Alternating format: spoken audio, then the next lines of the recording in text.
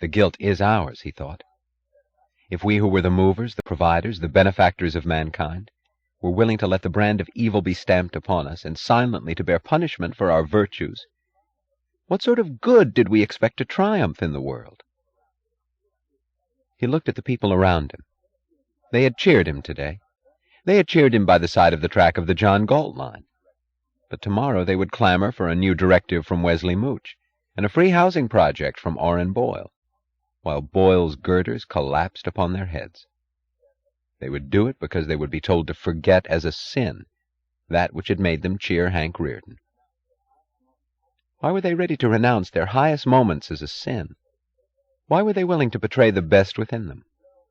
What made them believe that this earth was a realm of evil, where despair was their natural fate? He could not name the reason, but he knew that it had to be named. He felt it as a huge question mark within the courtroom, which it was now his duty to answer.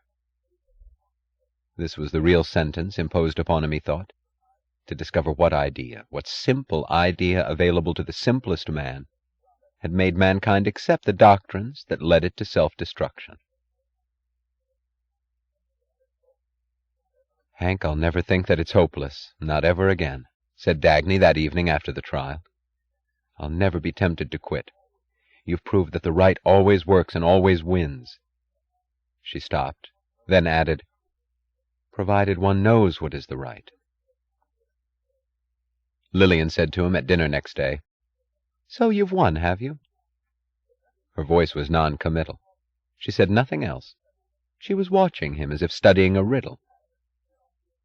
The wet nurse asked him at the mills, "Mr. Rearden, what's a moral premise?" "What you're going to have a lot of trouble with." The boy frowned, then shrugged and said, laughing, "God, that was a wonderful show. What a beating you gave them, Mr. Rearden.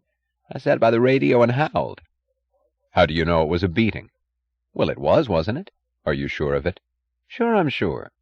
"The thing that makes you sure is a moral premise." The newspapers were silent. After the exaggerated attention they had given to the case, they acted as if the trial were not worthy of notice. They printed brief accounts on unlikely pages, worded in such generalities that no reader could discover any hint of a controversial issue. The businessmen he met seemed to wish to evade the subject of his trial.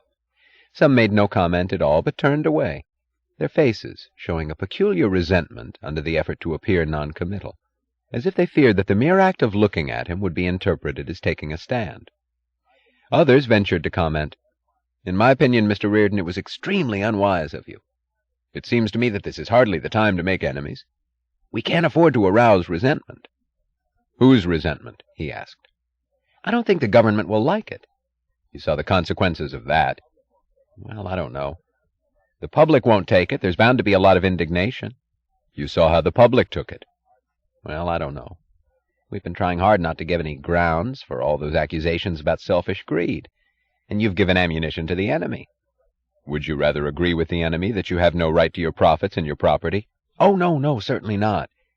But why go to extremes? There's always a middle ground." "A middle ground? Between you and your murderers?" "Now, why use such words?" "What I said at the trial. Was it true or not?" "It's going to be misquoted and misunderstood." "Was it true or not?" "The public is too dumb to grapple with such issues." "Was it true or not?" "It's no time to boast about being rich, when the populace is starving. It's just goading them on to seize everything." "But telling them that you have no right to your wealth, while they have, is what's going to restrain them?" "Well, I don't know." "I don't like the things you said at your trial," said another man. "In my opinion, I don't agree with you at all. Personally, I'm proud to believe that I am working for the public good, not just for my own profit. I like to think that I have some goal higher than just earning my 3 meals a day in my Hammond limousine." "And I don't like that idea about no directives and no controls," said another. "I grant you they're running hog wild and overdoing it, but no controls at all? I don't go along with that. I think some controls are necessary, the ones which are for the public good." "I am sorry, gentlemen," said Rearden, "that I will be obliged to save your goddamn necks along with mine." A group of businessmen headed by Mr. Moen did not issue any statements about the trial, but a week later they announced, with an inordinate amount of publicity, that they were endowing the construction of a playground for the children of the unemployed. Bertram Scudder did not mention the trial in his column, but 10 days later he wrote, among items of miscellaneous gossip, "Some idea of the public value of Mr. Hank Reardon may be gathered from the fact that of all social groups, he seems to be the most unpopular with his own fellow businessmen. His old-fashioned brand of ruthlessness seems to be too much even for those predatory barons of profit." On an evening in December, when the street beyond his window was like a congested throat, coughing with the horns of pre-Christmas traffic, Reardon sat in his room at the Wayne Falkland Hotel, fighting an enemy more dangerous than weariness or fear, revulsion against the thought of having to deal with human beings. He sat unwilling to venture into the streets of the city, unwilling to move, as if he were chained to his chair and to this room. He had tried for hours to ignore an emotion that felt like the pull of homesickness, his awareness that the only man whom he longed to see was here in this hotel, just a few floors above him. He had caught himself in the past few weeks wasting time in the lobby whenever he entered the hotel or left it, loitering unnecessarily at the mail counter or the newsstand, watching the hurried currents of people, hoping to see Francisco d'Anconia among them. He had caught himself eating solitary dinners in the restaurant of the Wayne Falkland, with his eyes on the curtains of the entrance doorway. Now he caught himself sitting in his room, thinking that the distance was only a few floors. He rose to his feet with a chuckle of amused indignation. He was acting, he thought, like a woman who waits for a telephone call, and fights against the temptation to end the torture by making the first move. There was no reason, he thought, why he could not go to Francisco d'Anconia if that was what he wanted. Yet when he told himself that he would, he felt some dangerous element of surrender in the intensity of his own relief. He made a step toward the phone to call Francisco's suite, but stopped. It was not what he wanted. What he wanted was simply to walk in unannounced, as Francisco had walked into his office.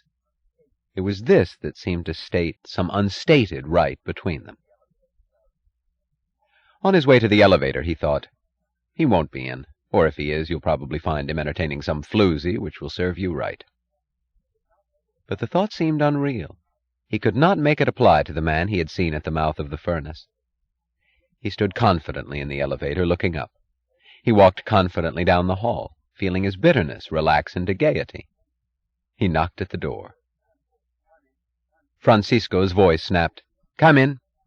It had a brusque, absent-minded sound. Reardon opened the door and stopped on the threshold. One of the hotel's costliest satin-shaded lamps stood in the middle of the floor, throwing a circle of light on wide sheets of drafting paper. Francisco d'Anconia, in shirt-sleeves, a strand of hair hanging down over his face, lay stretched on the floor on his stomach, propped up by his elbows, biting the end of a pencil in concentration upon some point of the intricate tracing before him.